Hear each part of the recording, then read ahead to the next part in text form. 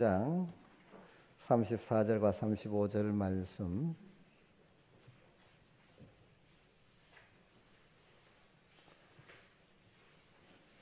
요한복음 13장 34절과 35절.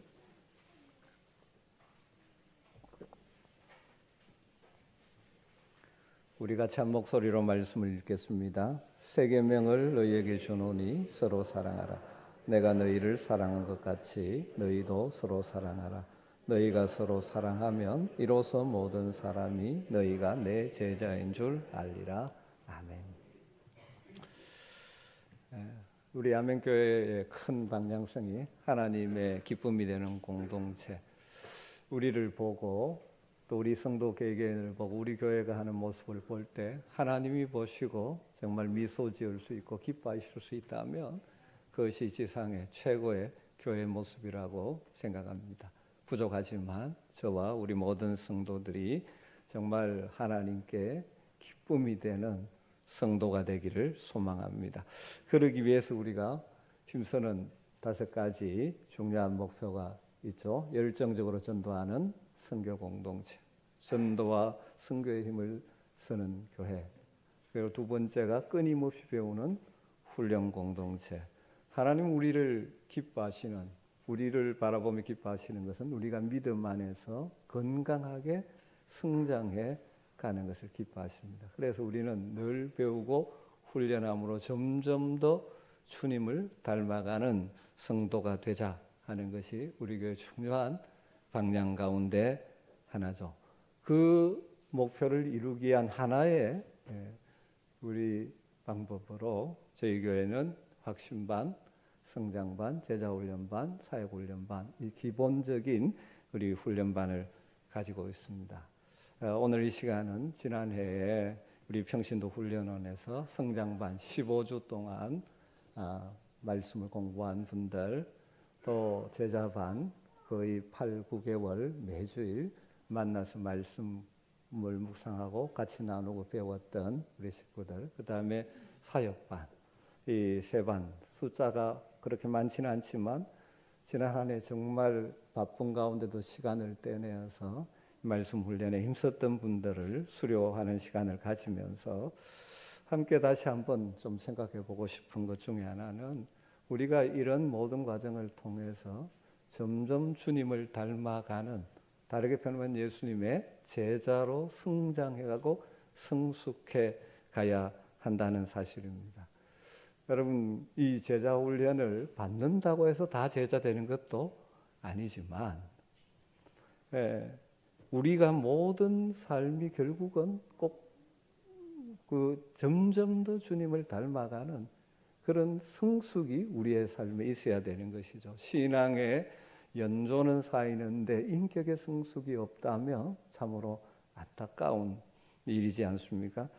우리가 이렇게 제자 훈련을 강조하고 우리 교회가 제가 하는 중요한 이유 가운데 하나는 이게 다른 어떤 것이 아니라 우리 주님 마지막 떠나시면서 제자들 공동체, 다르게 하면 교회에 주신 가장 핵심적인 명령 가운데 하나이기 때문이죠. 예수님께서 마지막 떠나시기 전에 제자들 앞에 이렇게 말씀하셨죠. 하늘과 땅의 모든 권세를 내게 주셨으니, 하늘과 땅의 모든 권세를 가진 자로서, 이 명령은 그냥 보통 명령이 아니라 하늘과 땅의 모든 권세를 가진 자로서 주시는 명령이라고 하면서 뭐라고 말씀하십니까? 그러므로 너희는 가서 모든 민족을 제자로 삼아 아버지와 아들과 성령의 이름으로 세례를 베풀고 내가 너에게 분부한 모든 것을 가르쳐 지키게 하라.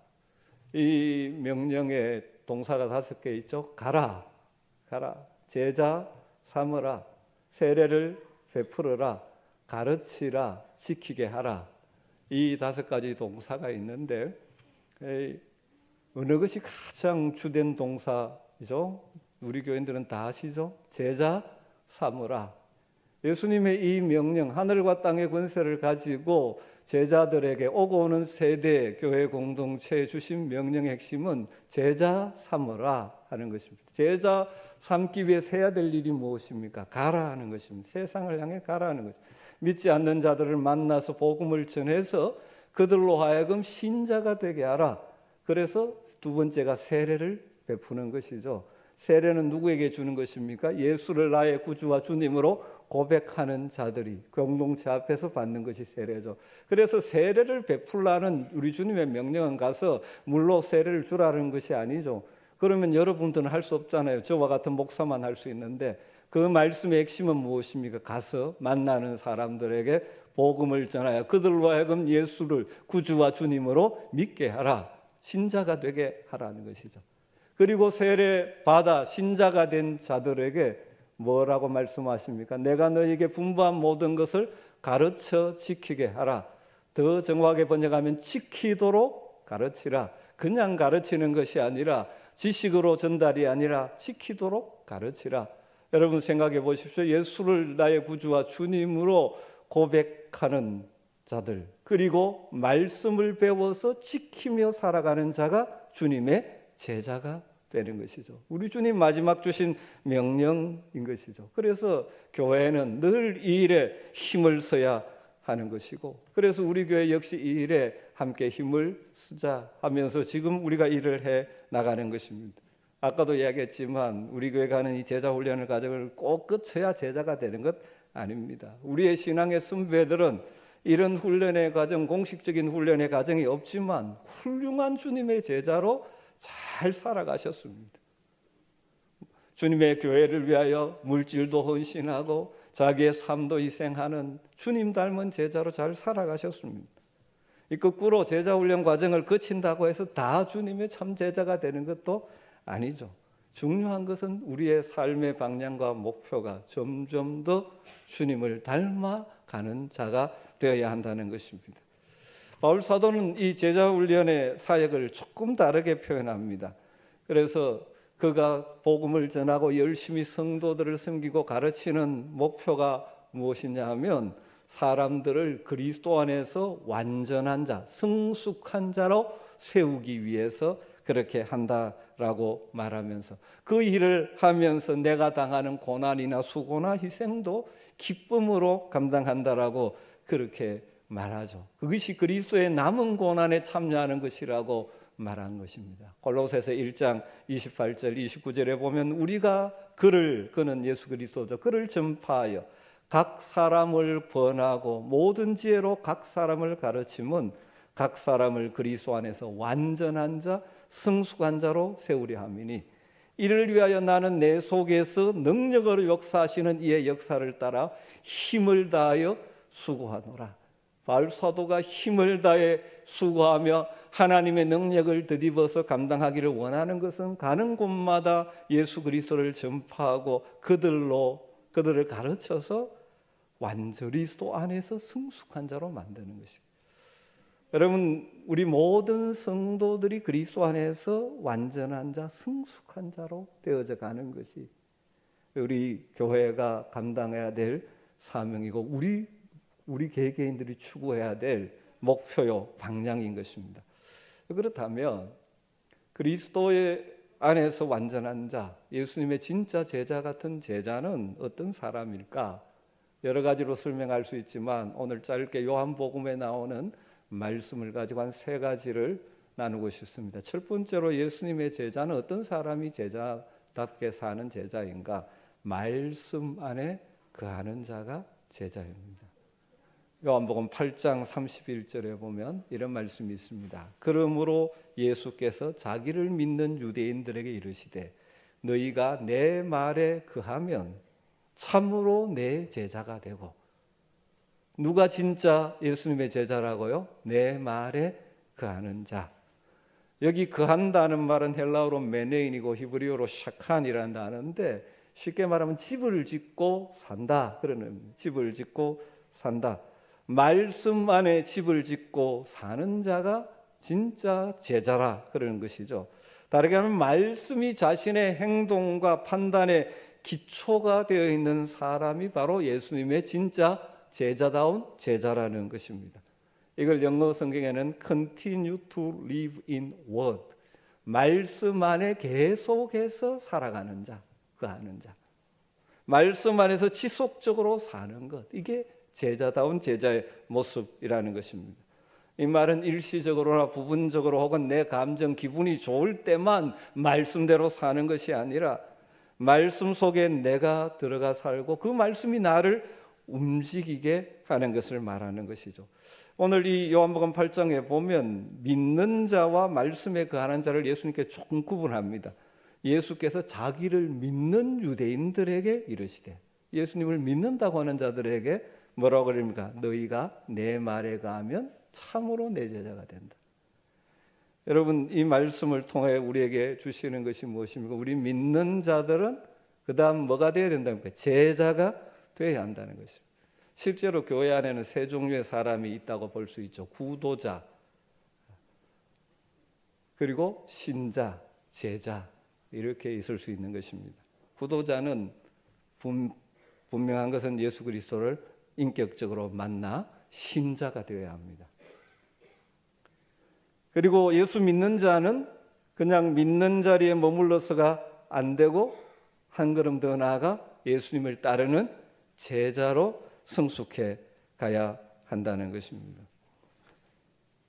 말씀을 알고 듣고 깨닫고 마는 것이 아니라 말씀대로 말씀에 거하는 자로 살아가는 것이죠. 여러분, 물론 신자와 제자 사이에 명확하게 여기까지는 신자고 제자라고 이렇게 끊을 수는 없죠. 다 믿는 자들이 점점 더 제자로 되어 가는 것이죠. 누가 제자입니까? 말씀 안에 거하는 자. 오늘 수료하시는 분들, 이 제자 훈련, 사역 훈련 수료로 끝이 아니죠. 이 과정을 통해서 기본 습관을 배운 것이죠. 말씀을 늘 묵상하고 기도하면서 주님과 동행하는 삶을 계속 연습했는데, 이걸 생활 속에서 계속 실천하면서 말씀의 건강 가치관을 가지고 또 비전을 가지고 살아가는 것이 제자 되는 것이죠. 여러분, 이 가운데 대부분 제자 훈련을 받으신 분들도 많이 있지만 그렇지 않더라도 꼭 훈련의 과정을 거치지 않더라도 늘 말씀을 묵상하고 말씀 안에 거하려고 힘쓰는 자가 제자의 삶을 살아가는 것입니다. 그런 자들이 뭘 경험합니까? 말씀의 능력을 경험합니다. 말씀대로 이루어지는 것을 경험하게 되는 것이죠. 사랑하는 성도 여러분, 저는 목회자로서 간절히 소망하는 것은 우리 교회 모든 성도들은 말씀에 거하는, 주님께서 진짜 내 제자라고 말씀하시는 자리로 성숙해 가기를 간절히 소망합니다. 그래서 늘 말씀을 묵상하고 말씀을 암송하고 말씀에 비추어서 내 삶을 돌아보는 그러한 삶이 우리에게 있어야 하는 것이죠.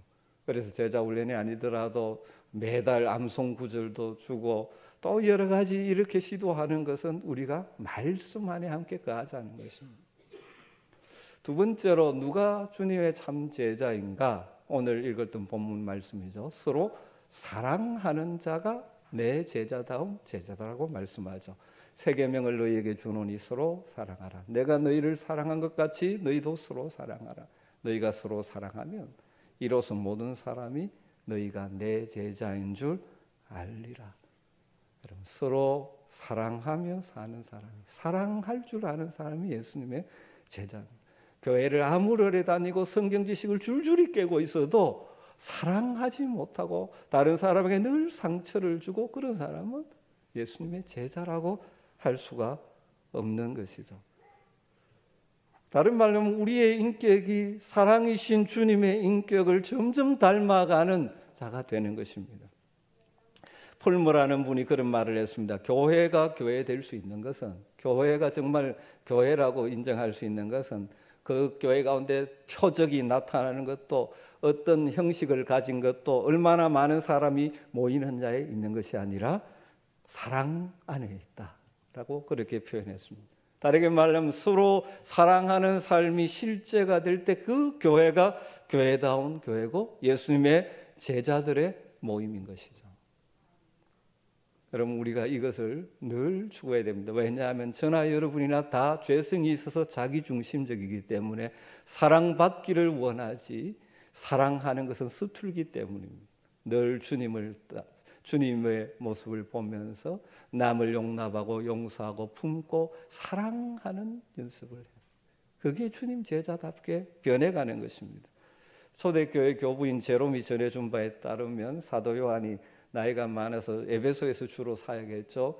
그가 박해 때문에 이제 밤모섬에서 요한계시록을 기록하고 다시 후에 다시 풀려나서 에베소서에 목회할 때 나이가 많아서 스스로의 힘으로 움직이기도 쉽지 않을 때 젊은 성도들이 청년들이 부축해서 교회 강대상 의자에 앉혀놓으면 늘 하시는 말씀이 그것이었다고 하죠. 소자야 서로 사랑하라, 서로 사랑하라. 이 말만 반복했다고 합니다. 그래서 다른 제자들이 물었답니다. 선생님 왜 늘 같은 말씀만 합니까? 그러니까 이것이 우리 주님의 계명이고 너희가 만일 이것만 지킨다면 다 된 것이다. 그렇게 사랑이 율법의 완성이라고 말씀하셨습니다. 여러분 우리가 제자로 되어져 간다는 것은 제자 훈련을 한다는 것은 서로 사랑하는 훈련을 하는 겁니다. 서로 다른 사람들이 다 모였지 않습니까? 그렇지만 먼저 하나님을 사랑하는 법을 배우고 훈련하고 그리고 하나님의 고귀한 형상으로 부름받은 나 자신을 제대로 사랑하는 법을 훈련하고 가족을 사랑하는 법을 훈련하고 그래서 제자 훈련하면서 가족들을 이렇게 섬겨라 이렇게 섬겨라 자꾸 훈련을 시킵니다. 왜냐하면 가족을 사랑하는 훈련을 하고 이웃을 사랑하는 훈련을 하고 교회를 사랑하고 성도를 사랑하는 훈련을 하고 이게 제자 훈련의 진짜인 것입니다. 여러분 우리 가운데 사랑이 없다면 아직 주님의 제자다운 제자가 아니고 교회는 많이 모였고 뭐 여러 가지 일을 하는데 교회 안에 사랑이 없이 갈등하고 시기하고 질투한다면 그 교회는 아직 교회다운 교회가 아닌 것입니다. 오늘 수료하는 분들 더 사랑하게 되기를 주의 이름으로 축복합니다. 그리고 우리 교회가 이런 더 사랑하는 서로 사랑하는 공동체를 만들어 가야 하는 것입니다. 이게 제자다운 제자의 모습이죠. 마지막 세 번째로 성경은 열매를 맺는 자가 제자라고 말합니다. 열매를 맺는 자. 요한복음 15장 8절에 보면 너희가 열매를 많이 맺으면 내 아버지께서 영광을 받을 것이요 너희는 내 제자가 되리라. 예수님께서 요한복음에 분명하게 내 제자가 참으로 내 제자다. 사람들이 제자로 인정할 것이다. 내 제자가 되리라 하면서 하시는 말씀 가운데 하나가 바로 열매를 맺음.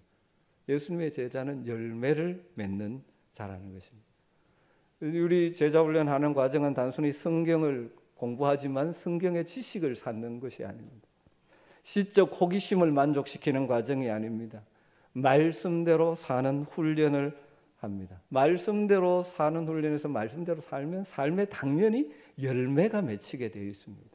인격이 변하는 열매가 맺히게 되어지고 그 열정을 가지고 살아가면 주변의 사람들이 우리를 향하여 당신은 어떻게 그렇게 사느냐고 묻게 되고 정말 그리스도의 제자로서 인정받게 되어지며 자연스럽게 복음이 전해지게 되는 것입니다. 열매를 맺는 자가 제자라고 말씀합니다. 우리가 그런 열매를 맺으면 하나님께서 영광을 받으시고 우리 주님이 너는 정말 나의 제자라고 인정해 주신다 하는 것입니다.